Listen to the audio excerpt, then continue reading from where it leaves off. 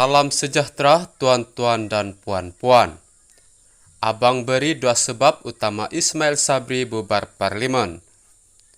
Pakar menjangkakan ekonomi dunia akan runtuh dan turut memberi kesan kepada orang ramai, khususnya rakyat biasa. Berita sepenuhnya.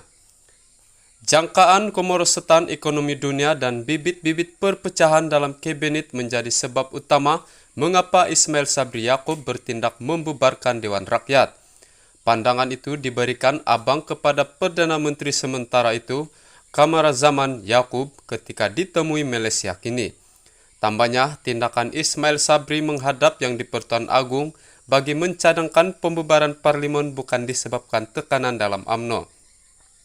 Oh, tidak, itu hanya anggapan awam yang tidak dapat melihat dengan teliti perkembangan-perkembangan yang menyebabkan dia terpaksa bubarkan Dewan Parlimen. Yang pertama, banyak pengkaji ekonomi mengatakan tahun depan sebagai tahun yang sangat teruk ekonominya di seluruh dunia dan kita juga terlibat dalam sistem kapitalis. Ini seolah-olah kapitalis sedang menuju kehancuran dan kita pun negara kapitalis sudah tentu akan terlibat, katanya. Terdahulu dia menghadiri program Jelajah Puisi Keluarga Malaysia sempena Minggu Mesra mahasiswa Universiti Malaysia Kelantan di Kota Baru malam tadi.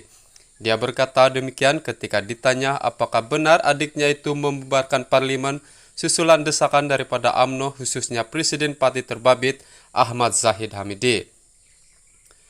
Kamarazaman sama sekali menafikan dakwaan Ismail Sabri menyerah kepada tekanan dalam UMNO, sebaliknya menyifatkan pembubaran parlimen itu dibuat pada waktu yang tepat.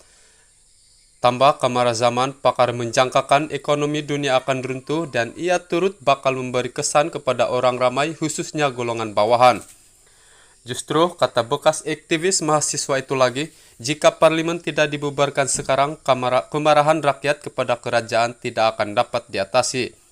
Rakyat tidak kira bagi mereka situasi itu adalah kegagalan kerajaan, walaupun ia sebenarnya dalam gelombang keruntuhan ekonomi dunia, katanya.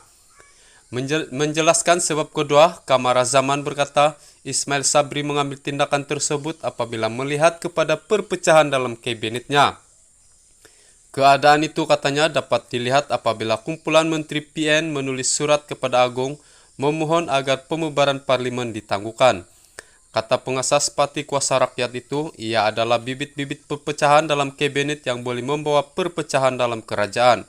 Jadi, supaya perkara itu tidak terus melarat dan rosak serta boleh menimbulkan masalah besar dalam kabinet, jalan keluarnya ialah bubarkan parlimen. Apabila bubar, kerajaan terpaksa memberi mandat kepada rakyat untuk tentukan siapa akan berkuasa selepas ini, katanya. Selain itu, Kamarazaman berpendapat sedikit sebanyak tekanan UMNO itu memang ada, namun ia masih boleh ditangani karena yang menentukan sama ada perlu atau tidak parlimen dibubarkan bukanlah parti berkenaan.